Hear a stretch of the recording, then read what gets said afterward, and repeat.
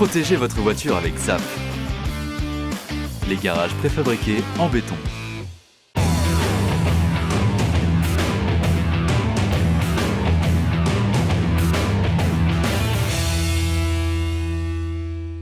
Salut à toutes et à tous, bienvenue dans Top Sport. On va parler de basket cette semaine. On s'installe au 7 Arpents, la salle du basket club de Soufol-Weiersheim. Reprise de la compétition imminente pour les Barénois, mais c'est très compliqué. Des joueurs étaient malades, mis en quarantaine, des matchs amicaux remis. Un vrai casse-tête pour leur entraîneur. On va en parler. On parlera sport mécanique aussi. On vous emmènera de côté de Turkheim, parler course en montagne. Côté famille cette fois-ci. Et puis on va commencer avec du VTT, direction Sainte-Croix-en-Plaine sur le circuit des championnats régionaux à la rencontre d'Hélène Clausel, vice-championne de France Espoir le week-end précédent. Elle a de grandes ambitions sur le circuit mondial cet automne. C'est parti.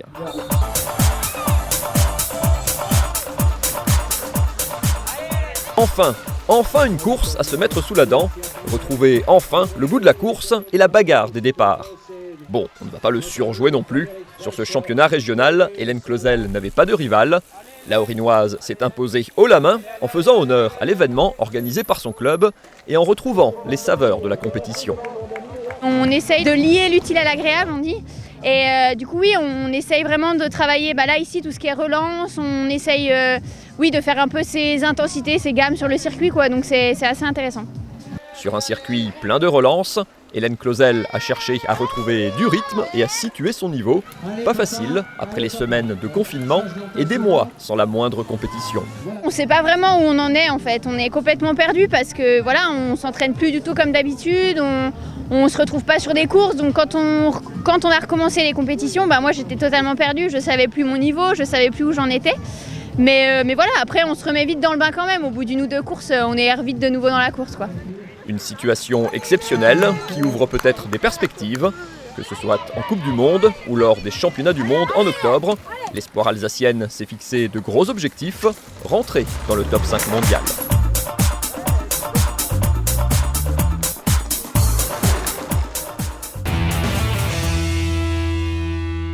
Retour à Soufol-Weiersheim, on est avec Stéphane et Berlin, l'entraînement se termine. Coach, tout va bien ?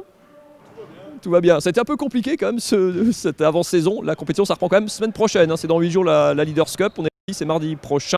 Vous avez eu des joueurs contaminés, des joueurs arrivés tardivement parce qu'il fallait venir de l'étranger. 4 matchs amicaux remis. Les 2 premiers, ils datent de ce week-end. Raconté comme ça ressemble un peu à un cauchemar cette pré-saison. Un cauchemar, oui, c'est sûr qu'on aimerait commencer la saison avec tout le monde. Alors, on savait que les étrangers allaient avoir des problèmes pour arriver, donc ils sont arrivés avec une semaine de retard. Et entre-temps, effectivement, on a eu des cas de Covid. Donc on en a eu 5. Donc c'est vrai que pendant 2 semaines, j'ai fait des entraînements à 5 ou 6. Donc pas l'idéal. Et on a fait notre première séance vraie collective en 5-5 mardi dernier. Donc 4 jours avant le match amical de vendredi. Donc voilà, maintenant c'est des aléas, il faut faire avec. Le protocole que vous avez mis en place, du coup, on voyait les joueurs qui se passent du gel à différents moments de l'entraînement, qui restent à distance. On essaye de mettre une espèce de bulle quand même autour de l'équipe pour les rares qui n'ont pas été contaminés pour l'instant. C'est sûr qu'il faut faire attention. Donc on a fermé les vestiaires pendant toute la préparation. À chaque pause boisson, effectivement, on demande aux joueurs de se laver les mains. Donc voilà, après on ne se serre pas la main, on évite les bisous et voilà, maintenant ça n'a pas empêché d'en avoir eu, on en a eu 5 quand même, donc c'est compliqué. Maintenant je pense qu'il ne faut pas non plus tout dramatiser. On a eu 5 cas, là tout le monde se porte bien, donc voilà, on a repris notre préparation et j'espère maintenant qu'on sera tranquille par rapport à ça. Malgré tout, il y a eu 2 matchs amicaux en 2 jours du coup ce week-end, 2 victoires contre le VOB, une victoire contre Gris dans un derby. C'est toujours une bonne préparation des derbys contre Gris parce que c'est jamais des matchs faciles. En tout cas, vous étiez plutôt agréablement surpris de la prestation collective avec aussi peu d'entraînement collectif pourtant dans les jambes. Ouais, c'est vrai. On avait commencé par le VOB, une équipe de N2, et c'est vrai qu'on voulait jouer de la Pro B en préparation pour s'habituer au rythme. Ça faisait quand même 6 mois qu'on n'avait pas joué, donc le match de Gris tombait bien. On a tout de suite vu, on a pris 10 points, on a été mené de 10 points dès le début parce que ça allait trop vite. Au niveau de l'intensité, on n'y était pas. Et après, une fois qu'on s'est mis au niveau, ça s'est très bien passé. Donc après ça reste un derby, mais ça reste surtout un match de préparation. Et c'est vrai que très agréablement surpris de la prestation parce que 4 entraînements collectifs, des nouveaux joueurs à intégrer.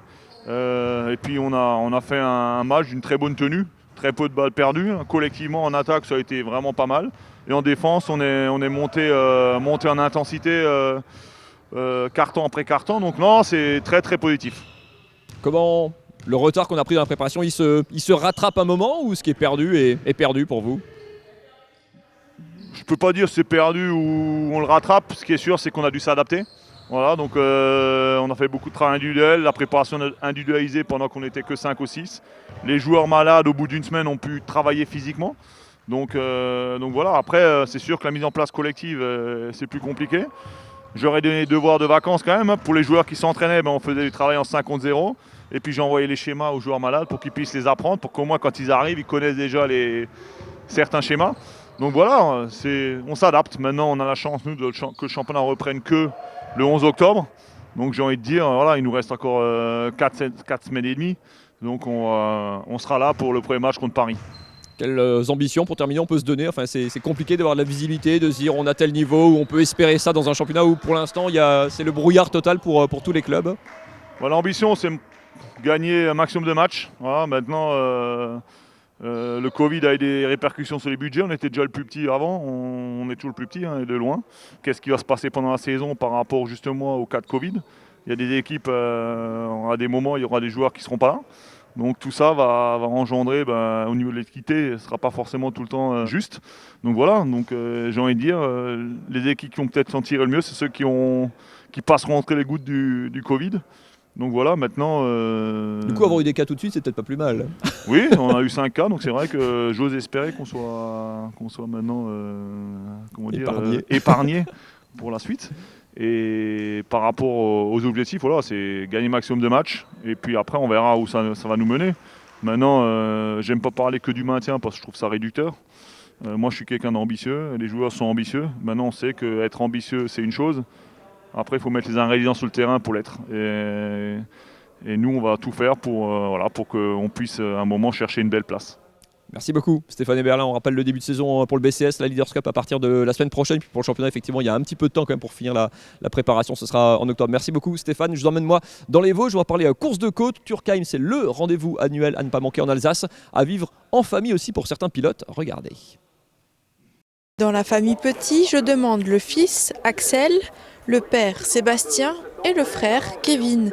Les trois font partie du même team, le team Petit. Et ce week-end, on a pu les apercevoir au départ de la course de côte de Turkheim. C'est d'ailleurs l'une des épreuves préférées de Kevin. Et ça lui a plutôt bien réussi puisqu'il décroche une victoire en championnat de France 2e division. Une bonne performance, lui qui a fait ses débuts en 2015 en suivant les traces du grand frère Sébastien, double champion de France de la montagne. C'était très compliqué au début puisque je suis arrivé et je portais déjà le nom de Petit, donc on attendait beaucoup de moi entre guillemets. J'ai réussi à me décrocher de cette pression qui était entre guillemets inutile pour me concentrer sur la course. Et puis petit à petit j'ai réussi à faire quelques performances. L'avantage c'est quand même qu'on a un team qui sait y faire, qui connaît la course de côte mieux que n'importe qui. Donc c'était un gros plus pour pouvoir travailler au début, avoir les bons conseils et donc se sentir bien. Le baptême du feu, c'était pour son neveu Axel. Première interview et surtout première épreuve pour ce jeune pilote de 20 ans. Oh, ça se passe bien, ça se passe bien. J'essaye d'évoluer au fil des montées, pas faire de bêtises, prendre du plaisir et voilà. Je me suis senti plutôt à l'aise, plutôt bien. Je sais qu'il y a du travail, parce que pour arriver à être dans les meilleurs, ça ne sera pas tout de suite, mais je vais prendre le temps et puis ça va se faire petit à petit, je pense. Nul doute qu'il devrait recevoir de bons conseils, notamment du papa qui compte 20 ans d'expérience dans le domaine. On lui donne des conseils pour aller plus vite, c'est sûr, mais surtout rester en sécurité. Il a le temps d'apprendre, on fait pas tout en une course, c'est impossible. La course de côte demande beaucoup d'expérience et année après année, course après course, on prend cette expérience. C'est aussi pour ça que Kevin aujourd'hui arrive à un très bon niveau parce qu'il en est à sa 4e saison de course et il commence à connaître les tracés, les limites de sa voiture et il a beaucoup progressé, donc on est vraiment très très fiers de ce qu'il fait. En plus d'avoir suivi de très près les courses de son fils et de son frère, Sébastien Petit a remporté une manche du championnat de France ce week-end à Turkheim. En voilà un beau modèle à suivre, mais sans pression bien sûr.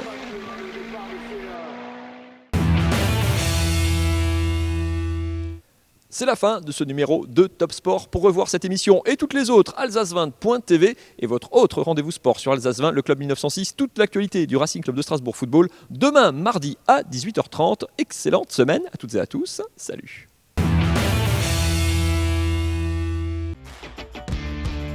Ce programme vous a été présenté par ZAF, le spécialiste des garages préfabriqués en béton.